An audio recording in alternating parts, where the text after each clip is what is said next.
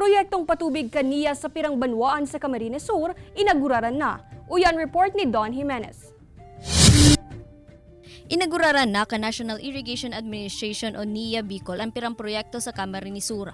Pira sa irrigation projects kan ahensya sa Kanaman, Kalabanga asin Minalabak, natapos na nakaliis pang taon, alagad ngunyan sa napormal na na-turnover sa mga paraoma huli sa pandemya. Ito'y paghuhudyat ng gamit ng mga farmer beneficiaries natin or ng gamit sa publiko para kumbaga mapakinabangan na talaga.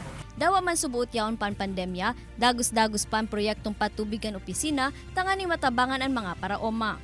Sobrang napakalaking tulong nito sa mga farmers natin. Siyempre, just imagine kung yung mga farmers po natin ay umaasa lang sa tubig ulan at walang maayos na irigasyon. So dahil dito sa mga projects natin na ito, yung ibang mga lugar na halos hindi inaabot ng tubig, na i-distribute. Piglalaoman man na magkakaigwan ng dakulang kontribusyon ang patubig sa food sufficiency sa probinsya, urog na para sa mga paraoma bakusan na sa paroy. Alagad maging sa ibang pananom siring kan mga gulayon. Saro sa mga proyekto kan ahensya ang pagpapakarhay asin pagpapagayon pa kan Taisan Dam sa Banwaan ni Minalabak.